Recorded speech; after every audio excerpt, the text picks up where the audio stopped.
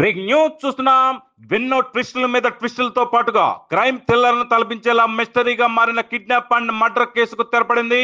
పశ్చిమ గోదావరి జిల్లా తణుకు లాయర్ భార్య శిరీష్ ప్రియుడు కిడ్నాప్ ఆపై murder missing case mystery వీడింది.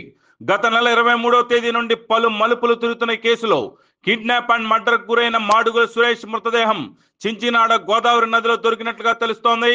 September 24వ తేదీ తెల్లవారుజామున సుమారు 6:30 గంటలకు మిస్ అయిన మాడుగుల సురేష్ కిడ్నాప్ అండ్ హత్యకు గురైన విషయం రచ్చా మీడియా బయటపెట్టింది. సుమారు 9 రోజుల పాటు సాగిన ఈ వ్యవహారంలో పోలీసులు తాత్సారం చేస్తున్నారంటూ మృతుడి బంధువులు తాడేపల్లిగూడెం ఎమ్మెల్యే బొలిశెట్టి శ్రీనివాస్ తో పాటుగా రచ్చా మీడియాకు ఫిర్యాదు చేశారు. ఎమ్మెల్యే బొలిశెట్టి ఒత్తిడి తీసుకురావడంతో పాటుగా రచ్చా మీడియా వరుస కథనాలు ప్రసారం చేయడంతో పోలీసుల్లో కదలిక వచ్చి 9 రోజుల తర్వాత ఎట్టకేలకు మృతదేహాన్ని ట్రేస్ చేశారు పోలీసులు. ఈ కేసులో ఇన్ని రోజులు మృతదేహాన్ని వెతికి తీసేందుకు సమయం తీసుకోవడం, మృతుడి అచుక్కు విషయంలో బంధువులకు పొంతలం లేని సమాధానాలు చెప్పారంటూ పోలీసులపై మృతుడి బంధువులు తీవ్ర ఆరోపణలు గుప్పించారు.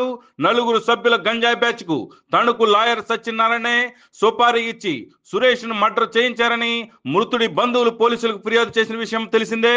పోలీసులు ఎమ్మెల్యే బొలిశెట్టి రచ్చా మీడియా కథనాలతో ఎట్టకేలకు కదిలి సురేష్ మృతదేహాన్ని గాలించి పట్టుకున్నట్లుగా తెలుస్తోంది. ఇందులో గంజాయి బ్యాచ్ 4 పోలీసుల అదుపులో ఉన్నట్లుగా తెలిసింది. సురేష్ కిడ్నాప్ అనంతరం అతన్ని మర్డర్ చేసి గోనె సంచిలో చుట్టి చించినాడ బ్రిడ్జ్ పై నుంచి కిందకు పడేసినట్లుగా నిందితులు 4 పోలీసులు విచారణలో చెప్పడంతో అక్కడే పోలీసులు మృతదేహం కోసం గాలింపు ముమ్మరం చేశారు. చివరికి చించినాడ బ్రిడ్జ్ సముద్రానికి మధ్యలో గోనె సంచిలో కట్టి పడేసినట్లుగా ఉన్న మృతదేహాన్ని వెలికి తీశారు పోలీసులు. అందులో మృతుడి నీలం రంగు షర్ట్ పై కనిపించడంతో పాటుగా బంధువులు సురేష్ మృతదేహంగా గుర్తించినట్లుగా తెలిసింది. మృతదేహాన్ని పోస్ట్ మార్టం నిమిత్తం తణుకు ప్రభుత్వ ఆసుపత్రికి తరలించినట్లుగా తెలుస్తోంది.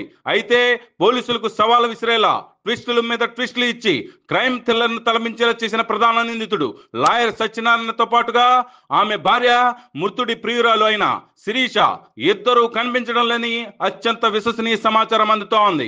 ఏది ఏమైనా ఎప్పటికైనా పోలీసులు ఈ కేసులో లోతైన విచారణ జరిపి నిందితులను అరెస్ట్ చేసి రిమాండ్కు తరలించి మృతుడు అతని బంధువులకు న్యాయం చేయాలని డిమాండ్ వ్యక్తమవుతోంది.